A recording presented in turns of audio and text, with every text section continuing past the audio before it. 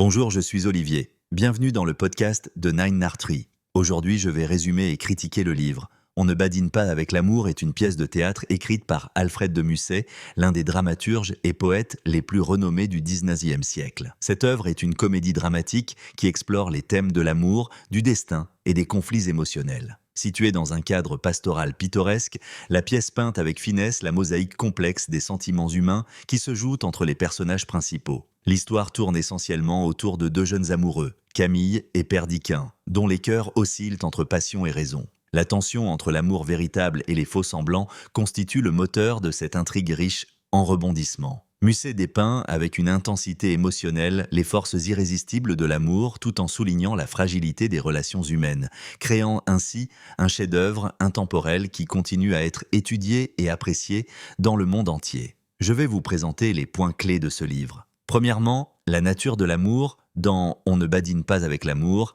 Alfred de Musset explore la complexité de l'amour à travers les relations entre les personnages principaux, Camille et Perdicain. Leur amour est marqué par des malentendus, des jalousies et des non-dits qui reflètent les défis universels que chaque couple peut rencontrer. Musset utilise leur dynamique pour souligner comment l'orgueil et la peur de la vulnérabilité peuvent entraver l'expression authentique des sentiments, conduisant à des souffrances inutiles. Leurs interactions révèlent comment l'amour véritable nécessite non seulement de la passion, mais aussi de la maturité émotionnelle et une communication sincère. À travers des dialogues poétiques et poignants, Musset interroge la pureté de l'amour tout en mettant en lumière les pièges de l'autosabotage amoureux et les conséquences irréversibles que cela peut engendrer. Deuxièmement, le jeu des apparences et des masques. Le thème du jeu des apparences est central dans la pièce de Musset. Les personnages se cachent souvent derrière des masques sociaux pour protéger leur propre vulnérabilité ou pour tester les limites des engagements amoureux de l'autre. Par exemple, Camille et Perdicain se livrent à un jeu émotionnel dangereux où ils feignent l'indifférence ou sollicitent l'intérêt d'une tierce personne pour éveiller la jalousie. Ce comportement illustre les ambivalences de la nature humaine et la façon dont le désir de dominer émotionnellement l'autre peut empoisonner les relations. Musset critique la superficialité de ces jeux de dupes en montrant comment ils mènent inévitablement à des tragédies. Le masque devient alors un outil de manipulation plutôt qu'une simple facette de l'identité sociale et souligne l'ironie tragique de vouloir contrôler un sentiment aussi imprévisible que l'amour. Troisièmement, la leçon du destin. Musset inscrit « On ne badine pas avec l'amour » dans une dramaturgie où le destin joue un rôle déterminant. Les événements de la pièce illustrent l'idée que les êtres humains, malgré leur libre arbitre apparent, sont souvent soumis à de forces supérieures et inévitables. Les protagonistes font face à des choix qui, bien qu'influencés par leurs désirs personnels, sont dirigés par les circonstances extérieures et les conséquences de leurs actions passées. Le destin se manifeste sous la forme de malentendus tragiques et de moments de révélation qui font basculer l'intrigue vers son dénouement inéluctable. En mettant en lumière l'ironie du destin et les limites de la volonté humaine, Musset soulève des questions philosophiques profondes sur l'équilibre entre le hasard, le libre arbitre et la prédétermination, conduisant à une réflexion poignante sur la condition humaine.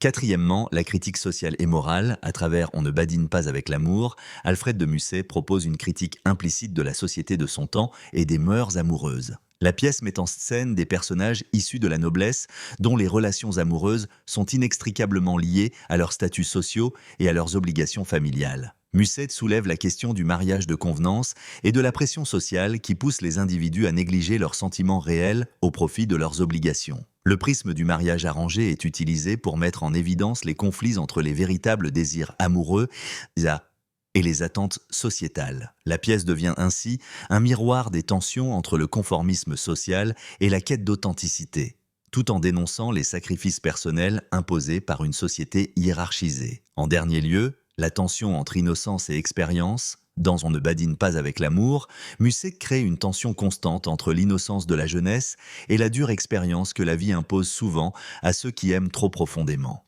Camille et Perdicain représentent cette dualité.